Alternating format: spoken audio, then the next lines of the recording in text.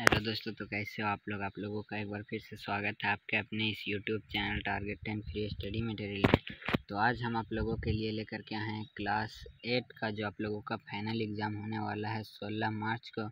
उसमें जो साइंस का एग्ज़ाम होने वाला है उसके लिए मोस्ट इम्पोर्टेंट क्वेश्चंस और ये 2022 का क्वेश्चन है। तो आप लोगों को पता है प्रीवियस ईयर क्वेश्चन कितना ज़्यादा महत्वपूर्ण होता है, इसे करना बहुत ही आवश्यक होता है। तो चलिए हम 2022 के क्वेश्चंस को आप लोगों को दिखाते हैं। तो सबसे पहले हम लोग शुरू करते हैं पहले क्वेश्चन से। पहला क्वेश्चन हमारा ये रहा यहाँ पे। पहला क्वेश्चन यानी 51 नंबर क्वेश्चन यहाँ पे होगा, क्योंकि इससे पहले 1 से 50 तक रहता है मैथ का क्वेश्चन, उसके बाद इसी में रहता है।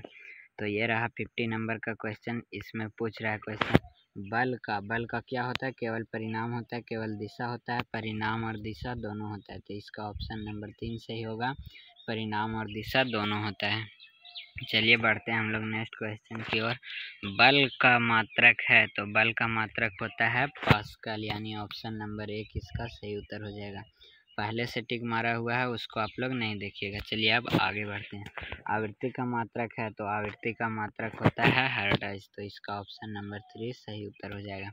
चलिए आगे बढ़ते हैं। क्वेश्चन नंबर 54 है, ध्वनि संचरित हो सकती है, तो ध्वनि ठोस में भी होता है, द्रव में भी, गैस में भी, या वायु गैस दोनों, तो इसका सही उत्तर हो जाएगा ऑप्शन नंबर 4 ठोस, द्रव तथा गैसों में।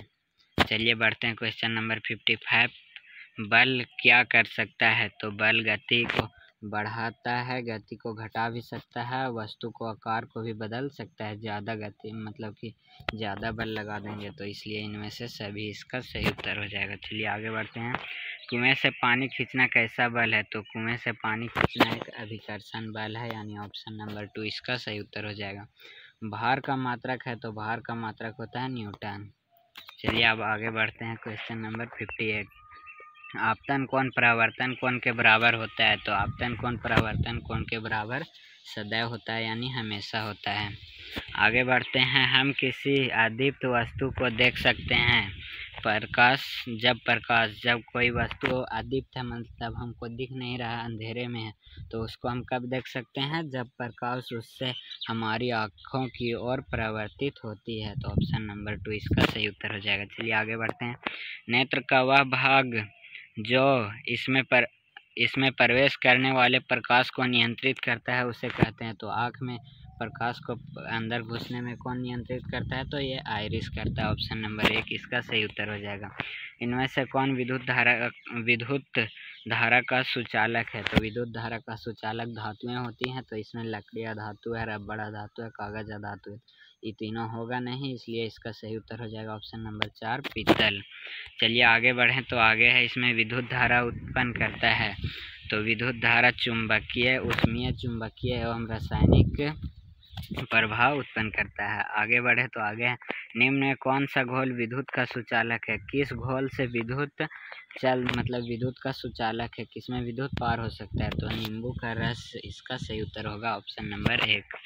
आगे है, निम्नलिखित में कौन विद्युत का कुचालक है, मतलब किसमें विद्युत प्रवाहित नहीं हो सकता विद्युत धारा, तो तांबा में प्रवाहित हो सकता है, लोहा में भी, एल्युमिनियम में भी, क्योंकि ये सब धातु है, तो इसका ऑप्शन नंबर 4 सही उत्तर हो जाएगा रबड़।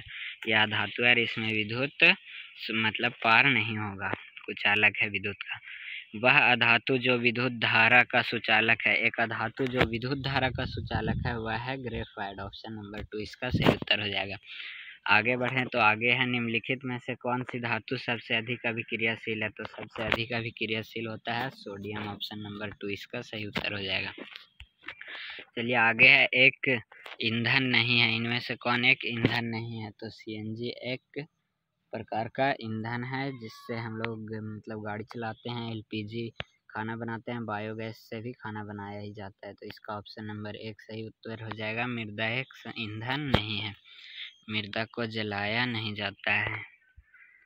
आगे बढ़ें तो आगे इसमें है, जंगल में आग किस मौसम में जल्दी लगती है, तो ग्रीष्म ऋतु में, यानी गर्मी के दिनों में। ऑप्शन नंबर 2 इसका सही उत्तर हो जाएगा। आगे बढ़े तो किधर गया। चलिए यहाँ से आगे बढ़ें तो अगला है दहन के लिए आवश्यक है, यानी दहन मतलब आग जलाने के लिए क्या आवश्यक है। तो ऑप्शन में यहाँ पे दिया है नाइट्रोजन, ऑक्सीजन, कार्बन डाइऑक्साइड, इनमें से सभी। तो इसका ऑप्शन 2 होगा ऑक्सीजन। चलिए आगे बढ़ें तो अगला है द्वितीयक प्रदूषक है। तो द्वितीयक प्रदूषक ऑप्शन नंबर 3 है नाइट्रिक ऑक्साइड। आगे बढ़े तो अगला है आदर्श ईंधन के गुण है। तो आदर्श ईंधन का गुण है कि वह सस्ता होना चाहिए, तब तो आदर्श है, तभी उसे सब चाहेंगे। चलिए आगे बढ़ते हैं।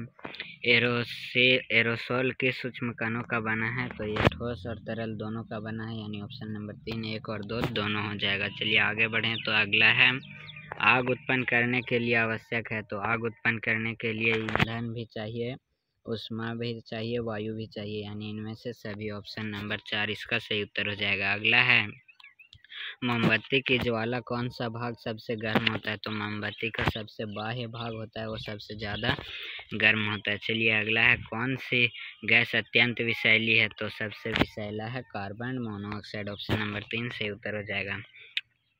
आगे है कोशिका का नाम किस जीव वैज्ञानिक ने सर्वप्रथम की। तो रॉबर्ट हुक ने, यानी ऑप्शन नंबर 3 इसका सही उत्तर हो जाएगा। Option number 3। निम्नलिखित में से सबसे छोटी कोशिका कौन सा है। तो सबसे छोटा कोशिका माइकोप्लाज्मा होता है। चलिए आगे बढ़े तो अगला है संचरणीय रोगों का सबसे मुख्य कारण क्या है। तो ये घरेलू मक्खी है संचरणीय रोगों का मुख्य कारक। सूक्ष्म जीव कहाँ पाए जाते हैं। तो ये जल में भी, वायु में भी, मिट्टी में भी, यानी इनमें से सभी, इन सभी जगहों में। ऑप्शन मतलब क्वेश्चन नंबर 80 है जंतुओं में जनन की कितनी विधियां होती हैं। तो 2 विधि होती है, लैंगिक जनन, अलैंगिक जनन। आगे बढ़ें तो आगे है नर तथा मादा युग्मक को क्या कहते हैं। तो नर तथा मादा युग्मक को आप लोगों को पता है क्या। पता है तो बता दीजिए। चलिए इसका आंसर आप लोग कमेंट करके बता दीजिएगा। चलिए अब आगे बढ़ते हैं क्वेश्चन नंबर 82 में। 82 है अनपरजक जंतु कौन से, मतलब जो अंडा देता है वैसे कौन कौन से हैं। तो मेढक भी अंडा देता है, छिपकली भी, मुर्गी भी, यानी इनमें से सभी। ऑप्शन नंबर 4 सही उत्तर हो जाएगा। आगे है कोशिका का ऊर्जा गृह किसे कहा जाता है। तो कोशिका का ऊर्जा गृह यानी माइटोकॉन्ड्रिया को कहा जाता है। ऑप्शन नंबर 3 इसका सही उत्तर हो जाएगा। डेंगू परजीवी का वाहक है। तो डेंगू परजीवी का वाहक है मादा एडिस मच्छर। ऑप्शन नंबर 1 सही उत्तर हो जाएगा। आगे है स्त्रियों में जनन आयु का प्रारंभ उस समय होता है जब उनके ऋतुस्राव प्रारंभ होती है। ऑप्शन नंबर 1 इसका सही उत्तर हो जाएगा। आगे है मलेरिया रोग का कारण है। तो मलेरिया रोग का कारण है प्रोटोजोआ। ऑप्शन नंबर 1 सही उत्तर हो जाएगा। स्त्रियों में होने वाले मासिक स्राव की सामान्य अवधि क्या है। तो ये 28 दिनों का होता है। चलिए आगे बढ़ते हैं। अगला है पादप कोशिका का सबसे बाहरी आवरण क्या कहलाता है। तो कोशिका भित्ति। ऑप्शन नंबर 2 सही हो जाएगा। आगे है मुर्गी के बच्चे को क्या कहते हैं। तो इसे चूजा कहते हैं। ऑप्शन नंबर 2 सही हो जाएगा। आगे निम्न में से कौन आहार किशोर के लिए सर्वोच्च है, मतलब किशोर के लिए कौन सा भोजन सही है। तो चिप्स, नूडल ये सब सही नहीं है, रोटी, दाल, सब्जियां सही हो जाएगा। Option number 2।